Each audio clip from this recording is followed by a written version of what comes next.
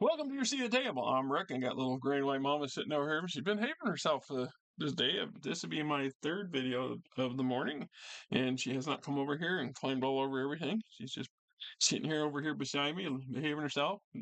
It's always nice. We are looking at Faith and Pantheons for Forgotten Realms by Eric L. Boyd and Eric Mona. This is another book that I was able to pick up at the JCD and Hobby. It was $39.99. I paid $40 for this damn book, so I got it for a whole $6 off. So they've rated this as being near new or damn near brand new, and it looks in excellent condition. So I was happy to get it. Another 2002 product. This was for 3.0 edition 3.0, and introducing the Pantheons and deities, the Forgotten Realms. One of the things that stand out for Dungeons and Dragons over just about any other role playing game that I personally am familiar with, and I want to emphasize that I personally are familiar with, and I'm familiar with a lot, but I am not by any means familiar with all of them. There is such a huge number of role playing games available out there nowadays that I wouldn't even begin to pretend. I was trying to explain to somebody on the family that tabletop family guy video YouTube channel guy I was talking to over the other night, and I was trying to emphasize that uh, the variety of options is just staggering. So in this case, very few, or no, I was trying to explain to him another game system that because he was looking at he just goes through game system after game system, and Eric Bloat. I don't know the man personally, but he has his own little game company called Bloat Games, Bloat, and his premier system is deities and demigorgons. So his version of an OSR, his version of a D&D game. But let's be specific. It's not a OSR for D&D. It's literally its own game system, and he's been successful enough with it through Kickstarters that his little business is actually taken off and doing well. And enough so, I believe he actually had a vending table at Gen Con last year, and I think he's planning on doing so again this year, which is significant. I mean, if you're doing well enough that you can justify the expenses of taking your product to the largest gaming convention in the country. I'm just saying, right? So I have never played Deities and Demigorgons. I don't own it. I don't have the money to afford to buy it just to get it to look at. And he's not going to donate one to the channel because my channel isn't worthy of his spending that kind of his hard-earned money for a handful of a review, a handful of people going and looking at his stuff. Anyway, very few outside of Dungeons and Dragons focus so much on gods and deities and demons and the associated faith-related stuff like D&D. They just don't. And D&D is probably one of the four cornerstones of D&D is this stuff. There's so many books, so many entries, so many stories that revolve around characters and their fate and are interacting with the gods and their avatars and things like this. So if you're into that, or if you're into a particular campaign or a particular sandbox. So Forgotten Realms is perhaps one of the largest sandboxes available to fantasy game players because you can tap Forgotten Realms for any system. So Eric Bloat's Deities and Demigorgons, for example, could be the mechanic rules the system used to run a game based in Forgotten Realms, is where I'm getting at. So that makes it kind of unique in a lot of aspects. It's just like I've had this discussion with the tabletop family guy before as well about Christian-based role-playing games. There are some Christian-based role-playing games out there. There have been efforts and attempts as far back as the 80s to create a role-playing game based off of the Bible, and with mixed results.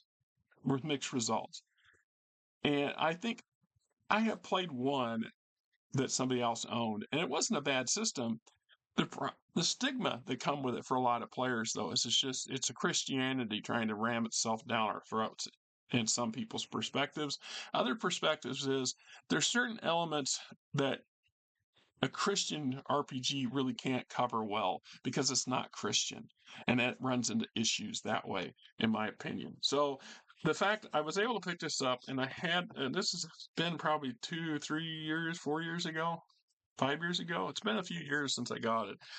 This is the second time I read. I read through it briefly, and then I sat down, and this has been sitting in my bathroom for a week and a half while I read through it because that's where I do a lot of my, I like to, maximize my time.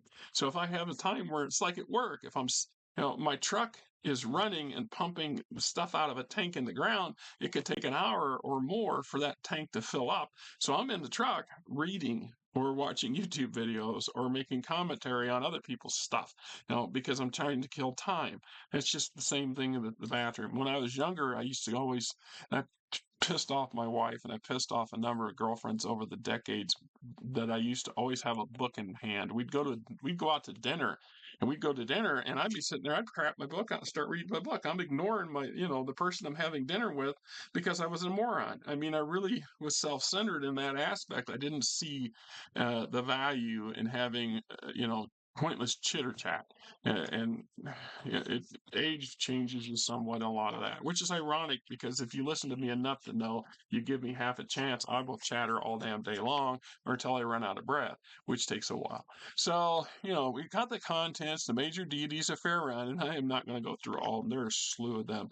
And the big and little, well-known, not so well-known. Then you got the Dwarven Pantheon, the Elvish Pantheon, Gnome Halfling. Then you have the Mothoronde Pantheon and the Orc Pantheon.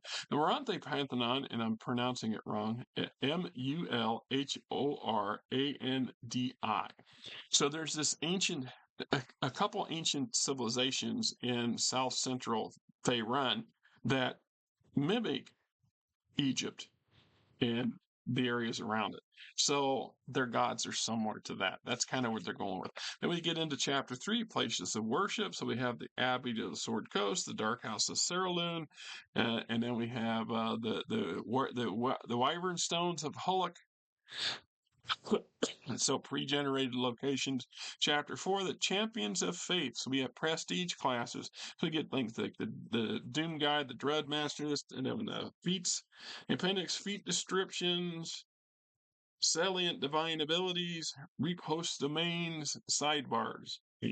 New weapons, All right, so let's see, 180. Let's just bounce back to 182 because, like I said, I'm not going to go through all of these variation of deities. Jesus, you could run I could have a channel that did a specified one specific deity out of Faerun alone and have 40 or 50 videos by the time I'm done, if not more, just in that aspect. So the list is quite staggering as to how much and what there's available to you. Right. And we talked about when I did the video for the Monster Manual 2, whether I posted it before this or after this, I can't tell you, but I did the video same day I'm doing this, obviously.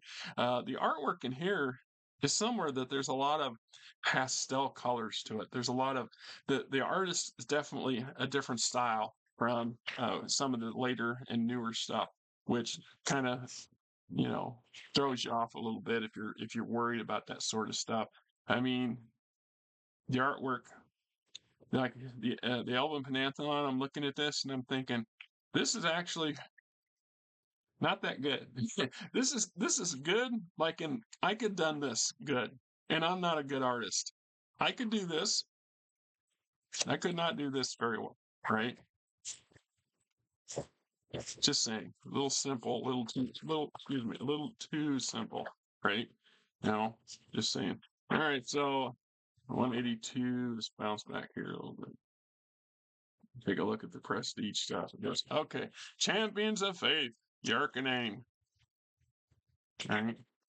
The test of law. The Demon Queen aspires a cruel, capricious deity who delights in pitting her worships against one another. Arcananes are priestesses of Loth who have risen to the pinnacle of Drow society, worshiping Loth only for the power she grants. So an uber Loth priestess like that ain't gonna be, Auspician. the Doom Guide. Don't ask me to pronounce some of this stuff. The Dreadmaster, the Dwemer Keeper. I can't say I know anybody that played any of these things. The Elemental Archon, the Forest Master, Goldeneye. The Merchant Fend is the patron of trade, money, and wealth. Gold eyes are agents and promulgators of commercial intercourse seeking to increase the wealth of their communities and realms by promoting the exchange of coins and trade. Some spend their young years as adventurers, etc., etc. Right? The Heart Warder, the Horned Hairbringer, the Night Cloak, the Ocular Adept, the Silver Star. Honestly, I don't think I can't think of anybody that's ever played any of these that I'm familiar with in the top of my brain. I ain't saying that it didn't happen, but anyway, there you go. It's a nice book. If you're really big into Forgotten Realms, it'd be worthy having on your shelf. If you can run across it, it's fairly cheap. I don't know if I'd recommend spending $40 for it because, I wanted it because I didn't have it, and I want to keep adding to my collection when I can, price wise. This was been bought when I had more money. With the increase of prices of everything and the increase of the interest rates, and everything just kept going up and up, my spending ability has been diminished greatly the past few years. You hear me complain about it all last year. This year I expect it to be far worse. Uh, it's hard to judge what's going on because the insanity of what's is just boggling. It's just boggling, and I don't see how it ends well. At the end of the day, I think it's going to cost us greatly before we're done. But you don't, you listen to me complain enough about it. Anyway, I'm Rick. You're not. Hope you guys have yourself a great week, weekend, whatever. It could be a week or two before I actually post this thing.